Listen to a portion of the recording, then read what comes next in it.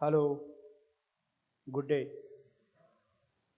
कल इंटरफेरेंस के बारे में जो इनिशियल चीज़ें हैं जो आपको जानना चाहिए वो हम लोग डिस्कस किए थे। एक कोहेरेंट सोर्सेज की आवश्यकता पड़ेगी। वेव्स आपस में एक दूसरे के ऊपर सुपर इम्पोज करेंगे। कंस्ट्रक्टिव इंटरफेरेंस यदि होगा तो मैक्सिमा रिजल्ट करेगा। डिस्ट्रक्टिव इंटरफेरेंस यदि होगा तो मिनिमा बनेगा। और इस तरह से इंटरफेरेंस पैटर्न में maxima minima maxima minima maxima minima आपको प्राप्त होगा। दो कॉन्जिक्यूटिव मैक्सिमा के बीच की दूरी या दो मिनिमा के बीच की दूरी भी कांस्टेंट आएगी, जिसको हम फ्रिंज विड्थ कहते हैं। मिनिमा की कंडीशन क्या होगी, मैक्सिमा की कंडीशन क्या होगी, ये भी हम लोगों ने डिस्कस किया था। मैक्सिमा के लिए the path difference will be an even integral multiple of lambda by 2, और मिनिमा के लिए यही कंडीशन हो जाएगी, the path difference is an odd integral multiple of lambda by 2। और फिर एक चीज़ और मैंने बताया था आपको, स्टोक्स का ट्रीटमेंट भी हमें अप्लाई करना पड़ेगा। स्टोक्स के ट्रीटमेंट में केवल यही देखना है कि जब कभी भी reflection taking place from A denser medium यदि होगा तो automatically A phase difference of lambda by 2 will be introduce. Rarer medium से रिफ्लेक्शन हो रहा है तो कुछ नहीं होगा, रिफ्रैक्शन हो रहा है तो कुछ नहीं होगा। केवल डेंसर मीडियम से जब कभी भी रिफ्लेक्शन होगा तो लैम्डा बाई 2 इंट्रोड्यूस हो जाएगा। चाहे आप प्लस में लिखिए, इंक्रीमेंट करिए, चाहे लैम्डा बाई 2 डिक्रीमेंट करिए, माइनस से लिखिए, ये अंतर आ जाएगा। इतनी बातों को यदि ध्यान में रखते हुए हम आगे की चीज़ें जानने की कोशिश करेंगे तो फिर सिचुएशन काफ़ी आसान हो जाएगा और चीज़ों को हम समझ पाएंगे। एक थिन फिल्म है of constant thickness, uniform thin film. अब ये थिन फिल्म की वैल्यू भी समझ लें कितनी होगी। ये थिकनेस इसकी माइक्रोन के क्रम की होती है, 10 to the power -6 मीटर ये होती है। और इस ढंग का थिन फिल्म बनता है। जैसे मान लीजिए कभी आपने किसी का ब्लड सैंपल लेते हुए देखा होगा, तो ब्लड की एक बूंद लेकर के और स्लाइड्स की सहायता से एक दूसरे स्लाइड के ऊपर उसकी एक थिन फिल्म बना ली जाती है। तो इस ढंग का थिन फिल्म बनता है। बोतल के ऊपर कभी आपने देखा होगा लिक्विड जिसमें रखा हुआ हो, कभी कभी उसके मुंह के ऊपर एक थिन फिल्म सी बन जाती है। सोप बबुल, सोप सोल्यूशन का जब काम करते हैं, कपड़ा धोते समय, साबुन लगाते समय जो बबुल बनता है, उस बबुल की जो थिकनेस होती है वही थिन फिल्म कहलाती है। तो अब ऐसा एक थिन फिल्म है जो कांस्टेंट थिकनेस का है, यूनिफॉर्म थिकनेस का है। इसमें इंटरफेरेंस पैटर्न प्राप्त होगा, किस तरह का होगा उसके बारे में हम डिस्कस करेंगे, कैसे इंटरफेरेंस पैटर्न प्राप्त होता है। और आपने देखा होगा पानी के ऊपर मिट्टी का तेल गिर जाए तो एक थिन फिल्म बन जाती है पानी के सतह के ऊपर मिट्टी के तेल का। और उसमें आप देखें, इधर उधर आँख करें तो आपको फ्रिंजेज वहाँ दिखाई देने लगती हैं। वो इंटरफेरेंस पैटर्न के कारण आती है। वहाँ पर थिकनेस कांस्टेंट नहीं होती, थिकनेस वेरी करती है। किसी मेला में जाएं तो लड़कों के खिलवाड़ के लिए एक खिलौना भी बिकता रहता है। सोप सोल्यूशन बना लेते हैं। सोप सोल्यूशन में एक रिंग को डाला जाता है।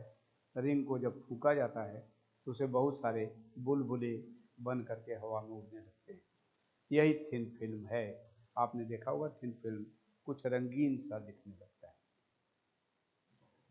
चेंज्ड कलर का दिखता है, एक ही कलर का नहीं दिखता। तो फ्रिंजेज बनने लगती हैं।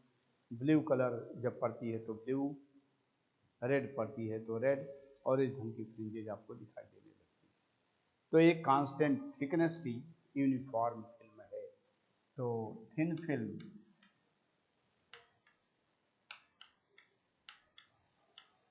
ऑफ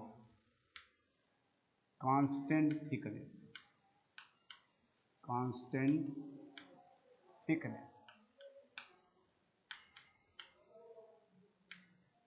ऐसा थिन फिल्म जिसकी थिकनेस कांस्टेंट है।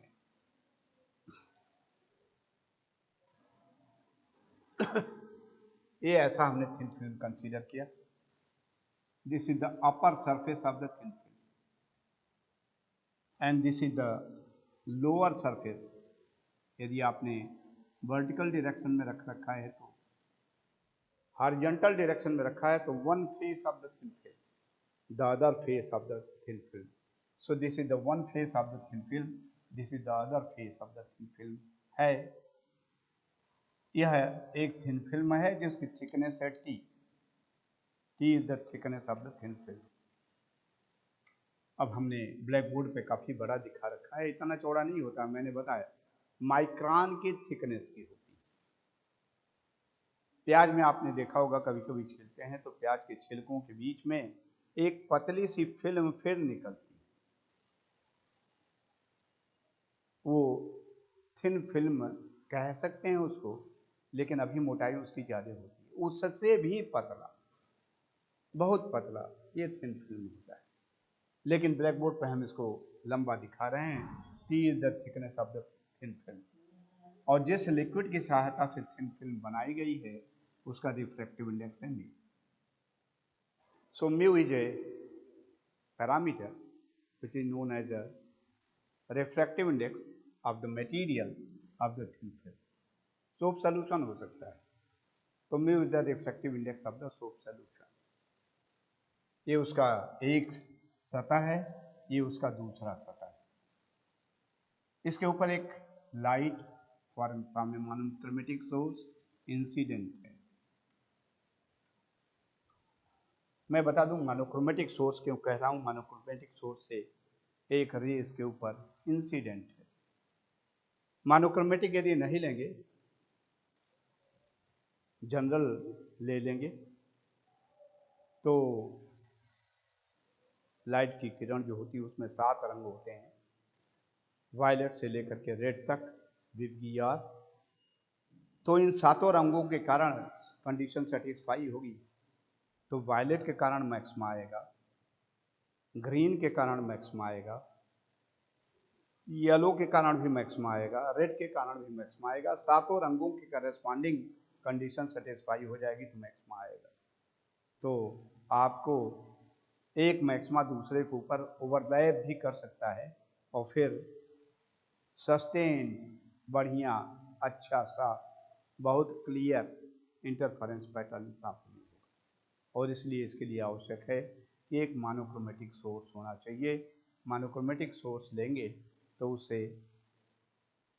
एक तरह की bright dark bright dark bright dark केवल एक कलर की कारण फिल्म आपको प्राप्त होगी। इंटरफेरेंस पैटर्न ऐसा बनेगा कि उसे रिजॉल्व किया जा सके, 2 मैक्सिमा के बीच की दूरी को नापा जा सके। और यदि जनरल सोर्स ले लेंगे, सूरज की रोशनी है तो सूरज की रोशनी में सभी किरणें हैं, 7 रंग के मैक्सिमा बनेंगे, 7 रंग के करेस्पॉन्डिंग मिनिमा आएंगे, तो फिर वो ओवरलैप एक दूसरे को करेंगे, क्लमजी स्ट्रक्चर हो जाएगा और उसमें नापना पता करना मैक्सिमा के बीच की दूरी कितनी है ये थोड़ा सा मुश्किल कार्य हो जाएगा। इसीलिए मोनोक्रोमेटिक सोर्स लेते हैं। और मोनोक्रोमेटिक सोर्स एक्सटेंडेड होना चाहिए। एक्सटेंडेड इस सेंस में, एक्सटेंडेड का मतलब बड़ा होना चाहिए। क्यों होना चाहिए? क्योंकि पॉइंट सोर्स यदि हो गया यहाँ से आ रही है तो जहाँ हम देखेंगे इसका प्रभाव जहाँ होगा, आँख वहीं रखेंगे तो दिखेगा, आँख वहाँ से हटा के इधर कर दिए तो नहीं दिखेगा, आँख वहाँ से हटा करके इधर कर दिए तो नहीं दिखेगा। जैसे किसी छेद से लाइट आ रही,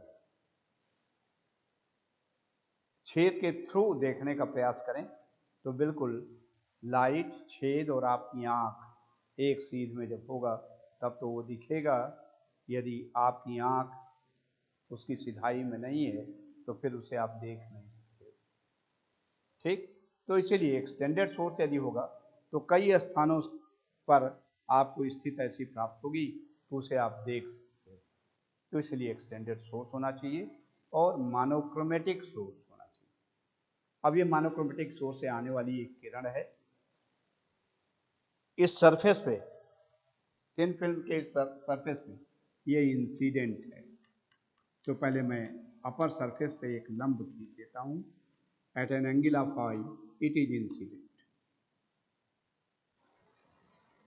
और आई एंगल ऑफ इंसिडेंस है तो फिर ये रिफ्लेक्ट हो जाएगा इस पॉइंट से और फिर आपको यह रिफ्लेक्टेड रे प्राप्त हो जाएगी ऑफ द सेम एंगल आई। मैं पुनः बता दूं आपको, अब मैं एक ही किरण को कंसीडर कर रहा हूं, लेकिन एक ही किरण नहीं होगी, हजारों किरणें इंसिडेंट होगी, पॉइंट सोर्स हो तब भी, तो सारे पैरेलल बीम ऑफ लाइट आएगी। उस पैरेलल बीम ऑफ लाइट का एक रिप्रेजेंटेटिव आपने सिंगल किरण दे दिया तो आ रही है और फिर इस पॉइंट बिंदु पर इंसिडेंट है और यहाँ से रिफ्लेक्ट हो जाता है। नाम दे दें ए बी। किताबों में आपको डिफरेंट नॉमेनक्लेचर मिलेगा, लेकिन हम जो बता रहे हैं वो कितना सिस्टमेटिक है, याद करने की बहुत आवश्यकता नहीं है। एक बार समझ जाएं कैसे इसको किया जाता है तो इस नॉमेनक्लेचर से इसको भी आसानी से किया जा सकता है। So A B is the incident ray being incident at the point B, B बिंदु पर आपतित है, इंसिडेंट है, at an angle of incidence i, और बी से ये रिफ्लेक्ट हो जा रही है बी सी, तो B C is the reflected ray, A B is the incident ray, B C is the reflected ray, और ये दोनों एंगल आई के बराबर होगा। यह जो मीडियम है इन फिल्म का, ये डेंसर मीडियम है, इधर एयर है इस साइड में और इस साइड में भी air, so air is a rare medium. Thin film का रिफ्रैक्टिव इंडेक्स 1 से ज्यादा है, म्यू है, ये डेंसर मीडियम, एयर के लिए 1 होता है। अब यहां देखिए स्थिति ये बन रही है कि पार्ट ऑफ द इंसिडेंट रे ए बी रिफ्लेक्ट हो जाएगी as B C, and part of the incident ray AB will be refracted in the denser medium, और रिफ्रैक्ट होगी तो रेयरर मीडियम से डेंसर मीडियम में यह प्रवेश कर रही है, रिफ्रैक्ट हो रही है, विरल माध्यम से सघन माध्यम में जा रही है। तो क्या होता है, ध्यान होगा आपको, रिफ्रैक्शन में क्या होता है, दो तरह की स्थितियां पैदा होती हैं। जब रेयरर से डेंसर में जाती है तो क्या होता है, अभिलंब की तरफ झुक जाती है, और जब डेंसर से रेयरर में जाती है तो अभिलंब से दूर हटती है ये, और एंगल जो बनता है उसको कहते हैं एंगल ऑफ रिफ्रैक्शन। तो ये डेंसर मीडियम में जा रही है तो ये सीधी न जा करके कुछ ऐसे घूम जाएगी। So this is the refracted ray, नाम रखने A B C D. So B D is the refracted ray, और इस एंगल को क्या कहते हैं, angle of refraction r. R is the angle of refraction, i is the angle of incidence, r is the angle of refraction, A B is the incident ray, B C is the reflected ray, and B D is the refracted रे। अब ये रे B D दूसरे सतह पे, upper lower यदि कर लें तो लोअर सरफेस पे डी बिंदु पर इंसिडेंट है, और डी बिंदु पर इंसिडेंट है तो डी पर पुनः आप लंब खींच दें, और उस लंब को मैं थोड़ा आगे बढ़ा देता हूं, ये एंगल आर है तो ये क्या होगा, ए भी आर हो जाएगा। तो डी बिंदु पर एंगल ऑफ इंसिडेंस जो है आर हो जाएगा, और डी बिंदु से पुनः ये रेयरर मीडियम है, ये डेंसर है, फिर यहां से रिफ्लेक्ट हो जाएगी at an angle of r. ध्यान रखिए यहाँ आई आई है, यहाँ आर था तो ये आर के कोण पे फिर रिफ्लेक्ट हो रिफ्लेक्ट हो जाएगी। R is the angle of refraction. लेकिन डी बिंदु पर इंसिडेंट है, ये लाइन इस लाइन के पैरेलल है, यह एक तिर्यक रेखा है, ट्रांसवर्सल है जो इसको मिला रही है, तो ये एंगल आर है, तो ये एंगल भी आर हो जाएगा। तो डी बिंदु पर पॉइंट ऑफ इंसिडेंस आर है, आर ही के कोण पे ये रिफ्लेक्ट हो जाएगी। So this angle is also equal to r, और इसको हम कहते हैं D E. So D is the reflected ray inside the film, film के अंदर। BD is the refracted ray inside the film, and DE is the reflected ray inside the film. फिर E बिंदु पर जहाँ पहुँच गया, फिर ये E बिंदु पर इंसिडेंट है, फिर यहाँ पर लंब खींच दीजिए, ये एंगल R है तो ये एंगल भी R हो जाएगा, और ये अब डेंसर से रेयरर में जा रही है तो अपने अभिलंब से दूर हट जाएगी, EF ये स्थिति बन जाएगी। मैं पुनः इसको एक बार फिर से, फिगर आपने बना लिया है, इतने फिगर के साथ इसको समझने की कोशिश करिए। ए बी एक किरण है जो बी बिंदु पर इंसिडेंट है, पार्ट इसका रिफ्लेक्ट हो जा रहा है B C. The angle of incidence is equal to i, the angle of reflection is also equal to i. इस ए बी का एक पार्ट रिफ्रैक्ट हो जा रहा है inside the field as BD. This angle is the angle of refraction. D बिंदु पर BD incident है, D से फिर रिफ्लेक्ट हो जा रही है, तो यहाँ पर एंगल ऑफ इंसिडेंस है R, एंगल ऑफ रिफ्लेक्शन है R, और DE के रूप में ये रिफ्लेक्ट हो जा रही है, और फिर E बिंदु पर डेंसर से रेयरर में जा रही है, तो इसलिए रिफ्रैक्ट हो गई एज EF की तरह रिफ्रैक्ट हो गई। अब हमको दो किरणें प्राप्त हो गई, एक ही किरण से हमने दो किरण प्राप्त कर लिया। BC इज द रिफ्लेक्टेड रे, EF is the refracted ray, और ये दोनों किरणें एक दूसरे के पैरेलल होंगी। अभी कैसे पैरेलल होगी मैं आपको सिद्ध कर देता हूँ। दोनों एक दूसरे के पैरेलल होंगी तो ये लगता है कि जैसे कोहेरेंट सोर्सेज से आने वाली किरणें। क्यों? क्योंकि एक ही रे से इसको आपने स्प्लिट किया है, एक रे को दो रे में। दोनों की फ्रीक्वेंसी वही होगी, दोनों की फेज वही रहेगा, कांस्टेंट फेज डिफरेंस आएगा, और दोनों का एम्पलीट्यूड वही है जो ए बी का है। और इस तरह से ये बी सी और ई एफ ऐसी किरणें हैं जो कोहेरेंट सोर्स से आती हुई हैं। जब ये ओवरलैप करेंगे तो ऑब्वियसली इंटरफेरेंस पैटर्न आपको प्राप्त होगा, कहीं कंस्ट्रक्टिव इंटरफेरेंस होगा, कहीं डिस्ट्रक्टिव इंटरफेरेंस होगा। कैसे ये दोनों किरणें एक दूसरे के पैरेलल होंगी, तो इसके लिए मैं ई बिंदु से एक यहाँ परपेंडिकुलर डालता हूँ,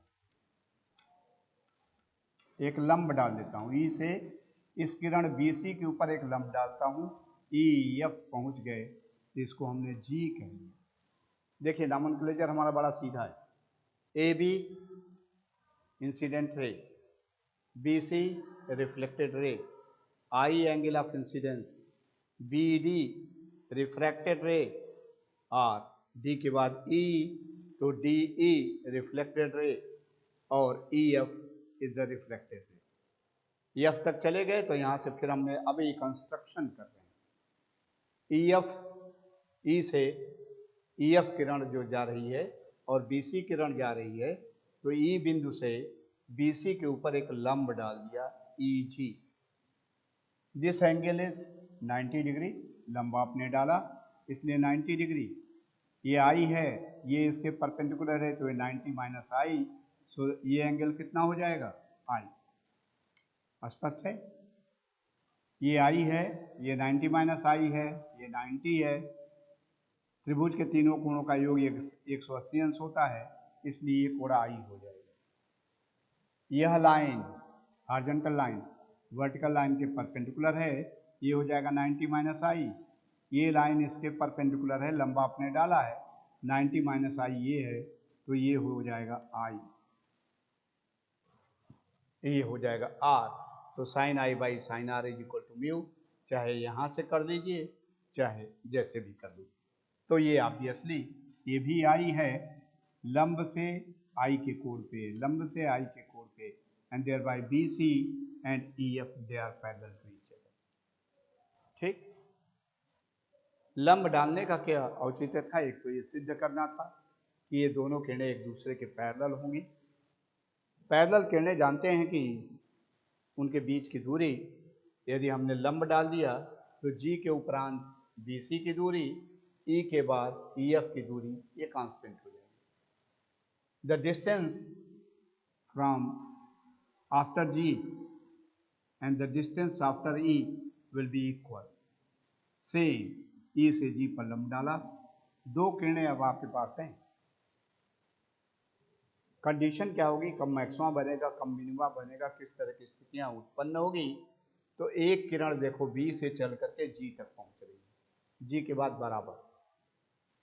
एक किरण बी से चल के डी तक जाती है, डी से चल के ई तक आती है, और ई के बाद लंबाई इसकी बराबर। जी के बाद लंबाई और ई के बाद लंबाई बराबर है, तो दोनों किरणें जो आपस में इंटरफियर कर रही हैं, सुपर इम्पोज कर रही हैं, जो कोहेरेंट सोर्स से आती हुई प्रतीत होती है, और फिर ये कौन सा हो गया?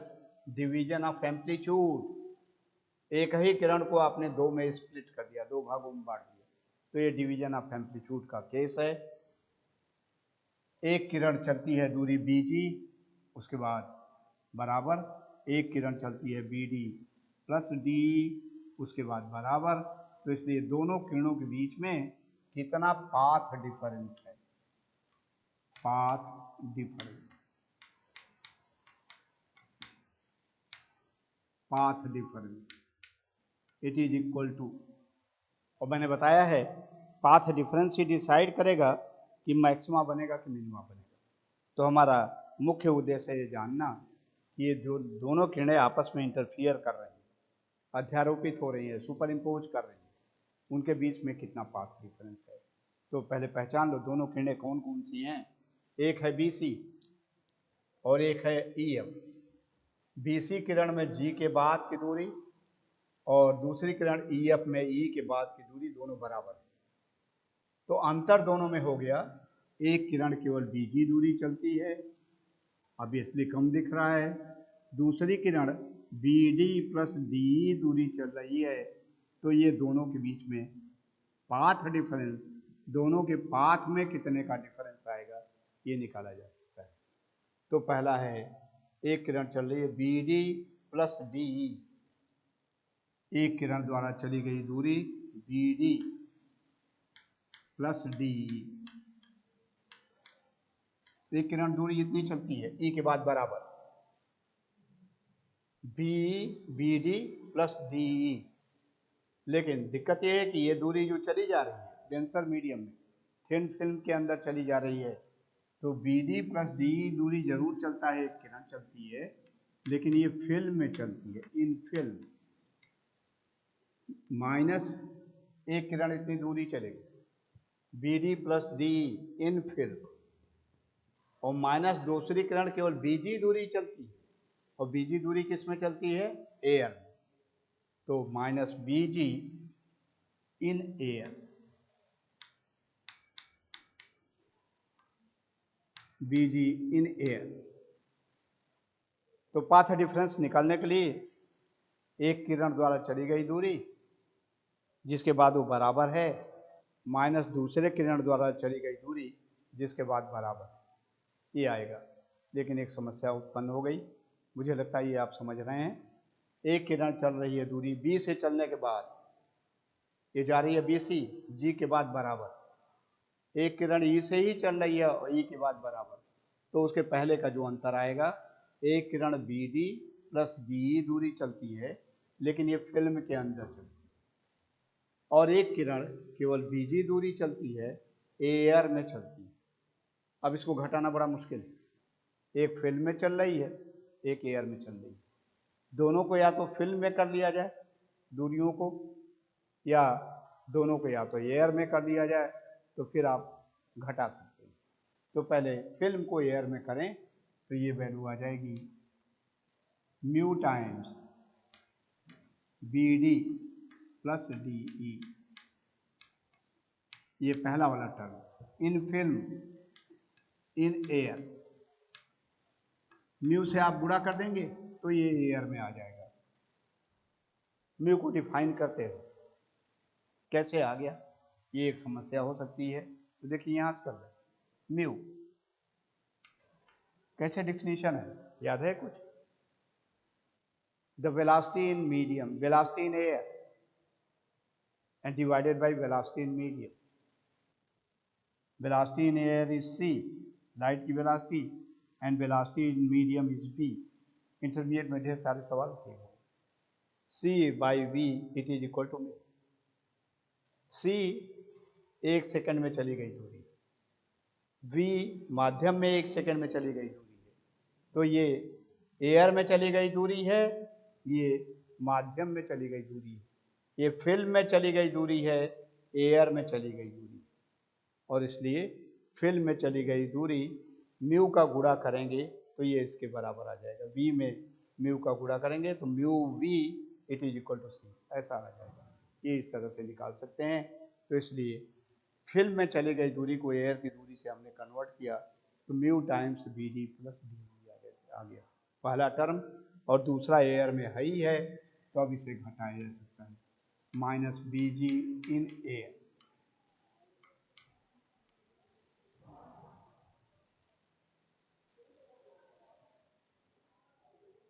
ठीक, सी एयर में चली गई दूरी, म्यू टाइम्स माध्यम में चली गई दूरी, फिल्म में चली गई दूरी, म्यू वी की वैल्यू सी के बराबर आएगी, वही हमने लगा दिया।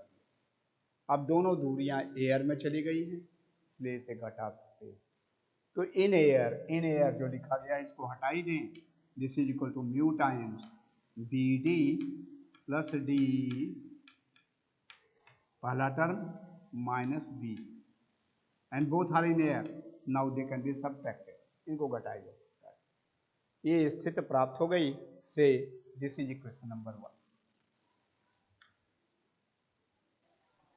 Path difference between the two rays जो आपस में एक दूसरे के ऊपर सुपर इम्पोज करने जा रही है, जिसके कारण इंटरफेरेंस प्राप्त होगा, उनके बीच का पाथ डिफरेंस इतना आएगा। अब इसी को सॉल्व कर लें, पाथ डिफरेंस की वैल्यू आपको पता चल जाए तो फिर मिनिमा बनेगा कि मैक्सिमा बनेगा, इसकी कंडीशन को जाना जा सकता है। Now let us consider the two triangles. आया है B D plus D, B D plus D E. तो अब देखो यहाँ ई से चले तो एफ जी, इसको मान लीजिए एच। दो ट्रायंगल्स कंसीडर करिए, the triangle B D H and triangle H D E, H D E. दो ट्रायंगल हमने कंसीडर किया, एक ये एक ही है, एंड इन दोनों को देखा जाए तो दोनों कांग्रुएंट हैं। कांग्रुएंट कैसे? दो कोण बराबर हैं, आर आर है, 90 90 है, तो तीसरा कोण भी ऑब्वियसली बराबर हो गया।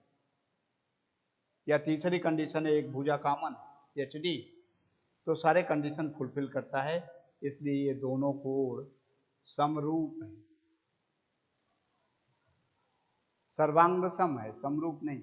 समरूप तो बड़ा भी हो सकता है, ये सर्वांग सम है, एक भुजा कॉमन है। तीनों कोण बराबर हो तो ये कंडीशन नहीं बनता है, क्योंकि एक समत्रिबाहु त्रिभुज छोटा है, एक समत्रिबाहु त्रिभुज बड़ा है, दोनों के कोण 60-60 अंश के हैं, तो ये समरूप हो जाएंगे, लेकिन सर्वांग सम नहीं होंगे। और सर्वांग सम को अंग्रेजी में कहते हैं the triangle B D H and triangle H D E are congruent. Congruent, इसको पलट करके ऐसे उलट दो तो ठीक इसके ऊपर आ जाएगी। फिगर बनाने में ऐसे लगता है ये थोड़ा बड़ा है थोड़ा छोटा है, एग्जैक्टली स्केल से कायदे से एंगल नाप करके बनाओगे तो फिर एग्जैक्टली उस तरह का आ जाएगा। दोनों एक दूसरे के कांग्रुएंट हो जाएंगे, एक दूसरे के ऊपर आच्छादित कर देंगे। इस तरह की स्थिति बनेगी। तो कॉन्ग्रुएंट हैं, तो इसलिए BD की वैल्यू इसके संगत जो भुजा DE है इसके बराबर होगा। हेंस यहाँ सिंस कर सकते हो, since triangle BDH and DE are congruent, hence BD is equal to DE. BD is equal to DE. See equation number 2.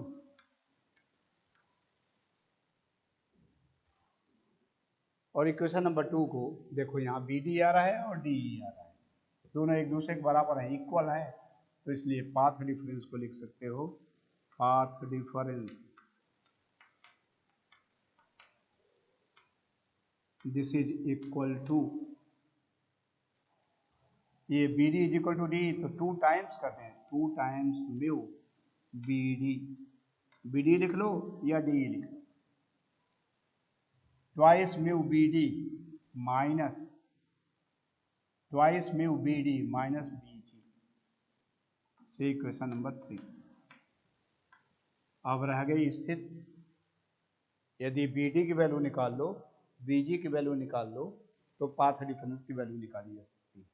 And once the value for the path difference is known, तो फिर condition लगा दोगे maxima की या minima की, तो फिर आपको इंटरफेरेंस पैटर्न की प्रकृति क्या होगी इसके बारे में जानकारी प्राप्त हो जाएगी। अब हम कंसीडर करते हैं BD की वैल्यू पता करना है। यहाँ से लेते हैं पहले BD, देखो यहीं आ रहा है BD, तो फिर ट्रायंगल कंसीडर करते हैं, triangle BDH। Now from triangle BDH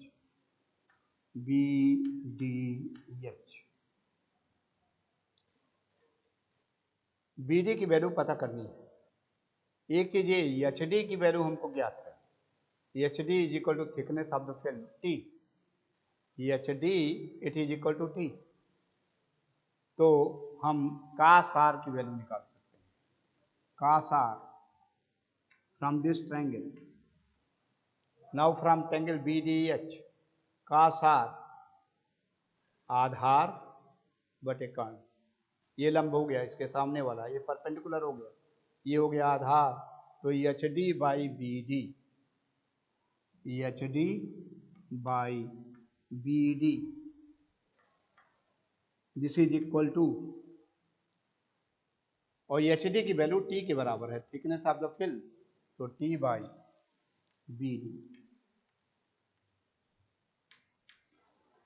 T by BD, T known parameter, thickness of the film numerical आपको आएगा, थिन न्यूमेरिकल में दिया रहेगा, थिन फिल्म जो बनाई गई है उसकी थिकनेस है 100 माइक्रॉन, 100 माइक्रोमीटर, माइक्रॉन और माइक्रोमीटर एक ही होता है। माइक्रॉन जब कहते हैं तो ये सीजीएस यूनिट सिस्टम की इकाई अभी प्रचलन में है। डॉक्टर्स, बॉटनी वाले, ज्वालजी वाले जहाँ सेक्शन काटते हैं वो लोग माइक्रॉन का ही प्रयोग करते हैं।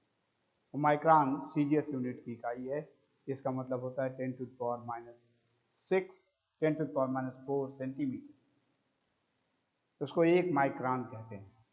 और उसी सेंटीमीटर को मीटर में कन्वर्ट करें तो उसके लिए भी सिंबल म्यू ही है, 10 टू द पावर -6 मीटर हो जाता है। सो माइक्रॉन का भी प्रयोग करते हैं और माइक्रोमीटर का भी प्रयोग करते हैं। तो पता चला थिकनेस की वैल्यू T दी रहेगी, 100 माइक्रोमीटर उसकी थिकनेस है। तो BD की वैल्यू, एक पैरामीटर रिक्वायर्ड था BD, यहाँ ये आ गया 2 म्यू टाइम्स BD, तो BD की वैल्यू यहाँ से निकाल सकते हैं।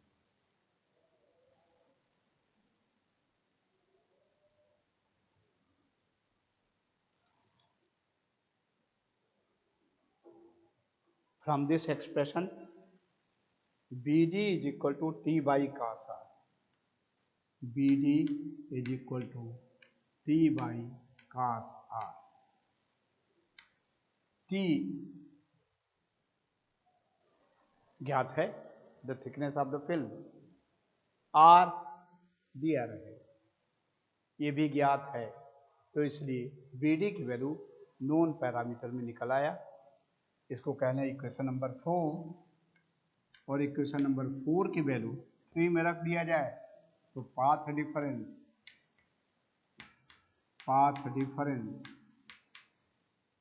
it will become equal to twice mu t cos r divided by cos r. BD is equal to t by cos r, यहाँ रख दिया t by cos r twice mu t by cos r minus BG से equation number 5।